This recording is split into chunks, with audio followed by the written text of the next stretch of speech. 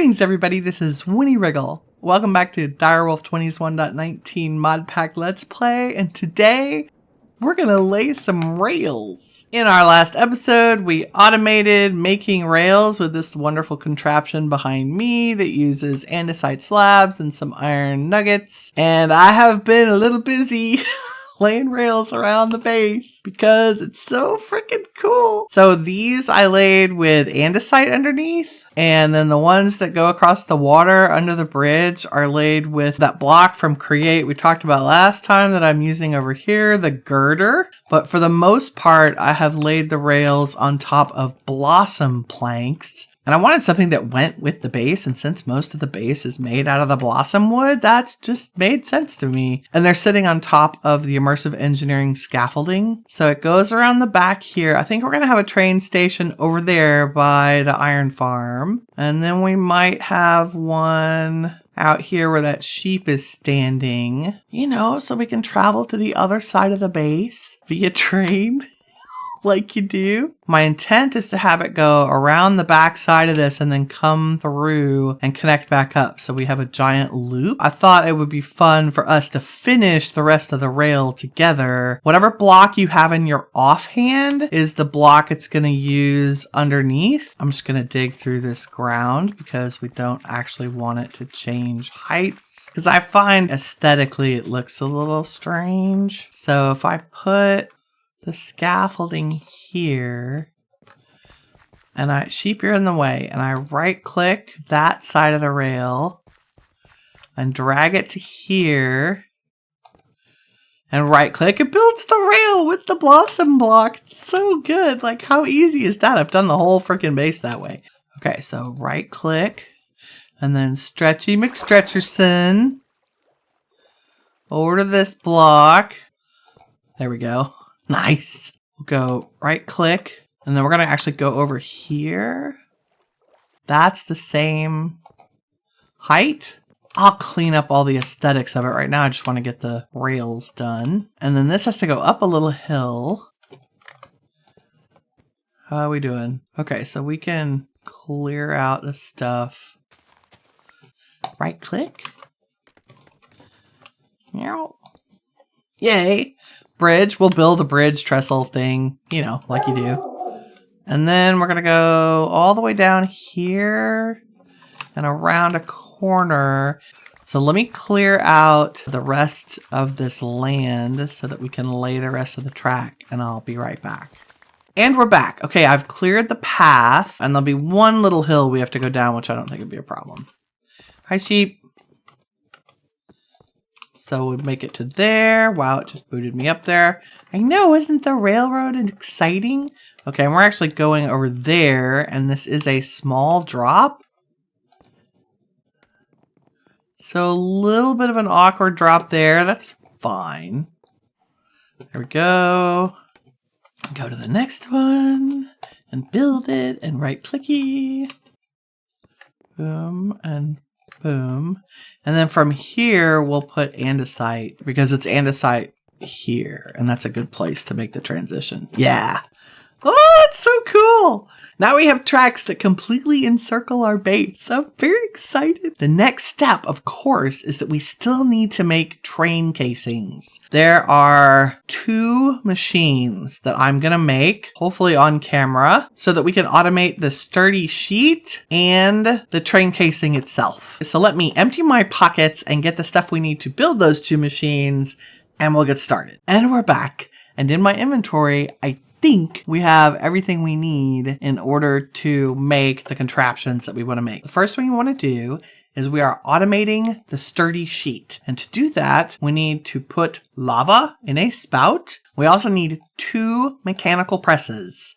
So squirt lava onto powdered obsidian, then stamp it twice. The powdered obsidian is very easy. We're just going to put it here in our grinders, and we should get that back. So if I take 60 obsidian, and we should actually also get obsidian back So that'll grind away. And there it goes. So we got 61 powdered obsidian and we got obsidian back as a byproduct. So I'm actually going to put all of that obsidian back in here and let it process away. So that's making our powdered obsidian for us. Over here, we want to do two things. I actually don't want to have to supply this with lava. So we're going to use the create mod to actually make lava for us. And to do that, we're going to use a vanilla mechanic where we use dripstone that's underneath lava source blocks into cauldrons. So the easiest way to do that is to create a little array. I'm going to use glass blocks in a 3x3. And then we're going to put dripstone on the bottom of those. I like the glass because then we can see the lava and it helps light up the base. And then the other really important thing is you want to surround this with glass because we're going to stick lava in here. And you don't want it to be near anything it can set on fire. I have an elite fluid tank and a bucket, which I'm going to, hopefully that won't hurt anything. No, good. So we're just going to put our 9 source blocks, and later we will be making a much larger version of this lava manufacturing setup to help power a boiler. Okay, so there's our source lava blocks. Ah! No, no, bad, bad. No lava. No, no, no, no, no, no. Don't burn my whole base, please. Whew, okay. Wow. Okay, where were we? Now we need a space and then the cauldrons. I believe you can just put the cauldrons right underneath, but I feel like if they're going to drip into a cauldron, there should be like a block between them. Okay, so that's the start. These cauldrons are slowly going to start filling up with lava, right? And that's a vanilla mechanic. So over time, lava will gather in there. And what we're going to do is make use of the create mod and put some fluid pipes from create underneath here along with a pump, and we're actually going to pull the lava out of this and stick it in a spout. I've also, in case you haven't noticed yet, I've got a gearbox here that's already got kinetic energy going to it, and I did the same thing that we did for all of our other contraptions up here, and that is I just kind of dug underground and ran belts over here so that we have power on this side. It's all coming from the windmill. And we're going to use a mechanical pump, and you want to make sure your arrow is pointed in the direction you want your lava to go. In this case, we want it to go into our spout. You could also put it in a tank and hold it because we're going to be producing lava. But in this case, we just need the spout so that we can do this process. And then underneath this, we want to make a very short belt system. So we have a conveyor belt that's 3 blocks long, and just like in our other systems, I'm going to put down some barrels at the start and the finish, and we're going to use the andesite funnels to both put the items on the belt and take them off. And if I shift while I put that funnel there, it'll change that arrow direction to go into the barrel. And then we want to use a bit of scaffolding and come up here, because now I need to put our 2 mechanical presses next to the spout, and I want their drive shafts to go front to back. Yes, yes, just like that, because we want to power them from back here. And I think just like we did in the last one, we want to use the enclosed chain drive because my power is over here. So it should be pretty easy to get over there, she says speculatively. That's a vertical gearbox. If I use another vertical gearbox, now our 2 mechanical presses have power. The next thing we need to do is power our belt. Okay, now if I use... Does that go the right direction? That does go the right direction. I just used gearboxes to turn this corner. And in fact, we will only need 1 there. We can change these to shafts, and will that still go the right direction? Yes, because we want items to be squirted with lava first and then stamped. And then the last thing we need to power is the mechanical pump. And I think we can just do that with a couple of gears. So we go gear, gear, and then we need to go up There we go. And our spout has filled with lava. And you can see that lava now, like that cauldron is completely full of lava. And these will all fill up over time. And I think that's it for automating sturdy sheets. Let's try it. Okay, we don't need any other materials. We just need the obsidian. So let's take our powdered obsidian and put it in the first barrel. It gets squirted with lava, stamped, and we have sturdy sheets. That's amazing. Yet another create machine to automate this process. Now, the very last piece to get to train casing so we can actually have it train is to automate the train casing process, because I have a feeling that it will come in handy in the future to have it set up. And this is a really simple machine. We're not even going to hook it to our main machines. I'm just going to use a piece of soul sand, a depot, and a deployer. And we're going to kind of tuck it right here. And we say we want to pick up our item from this barrel. We need a chute to get it in the barrel.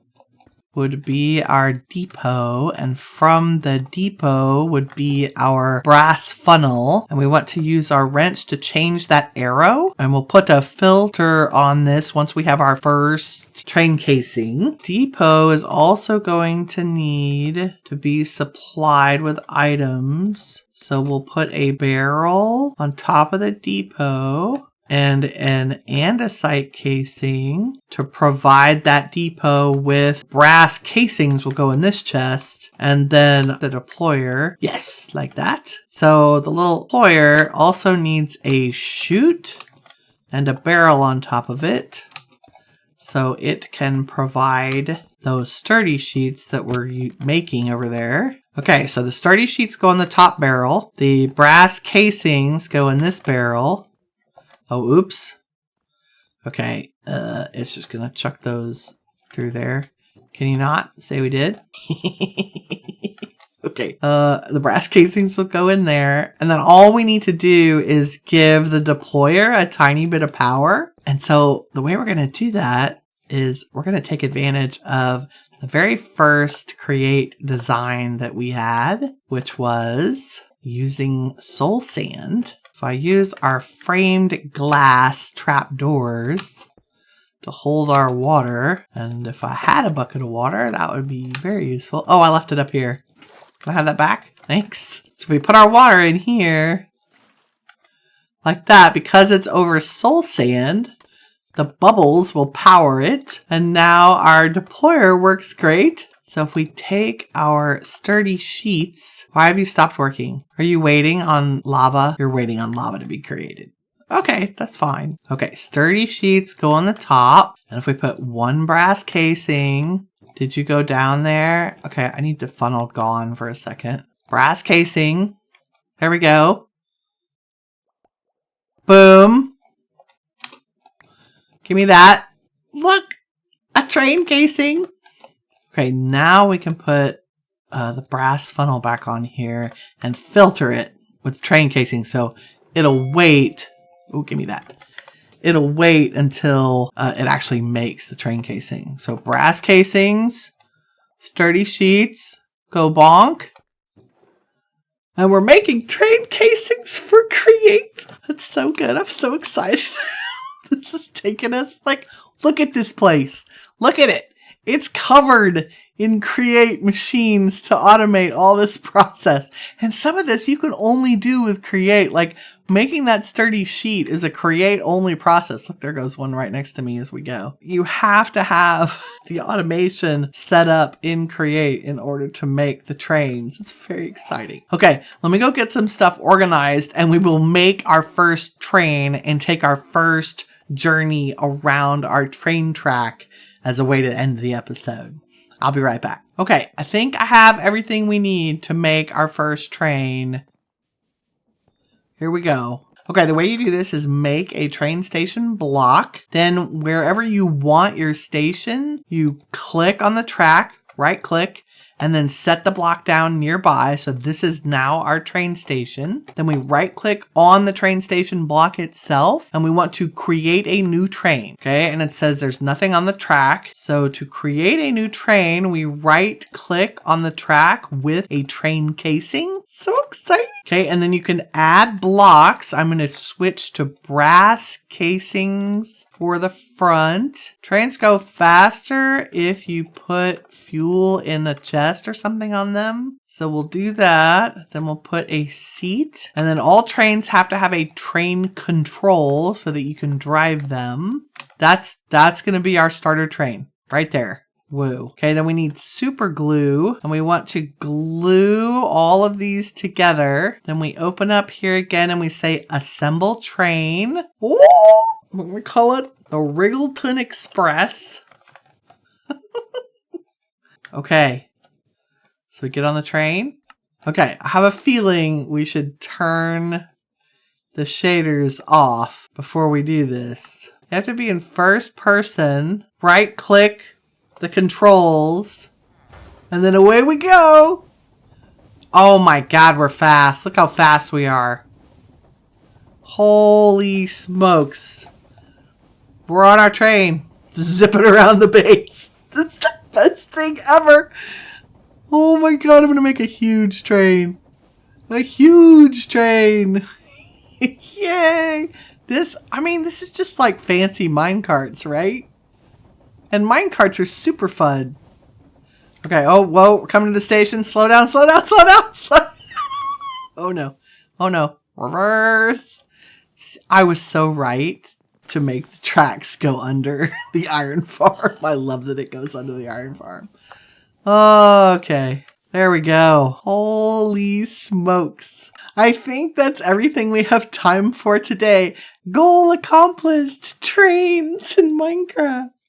Thank you very much for watching. If you enjoyed today's episode, please leave a like. It helps me out and I appreciate it. And remember, as always, you are the shiny stuff that awesome is made of. Take care, everybody. Bye-bye.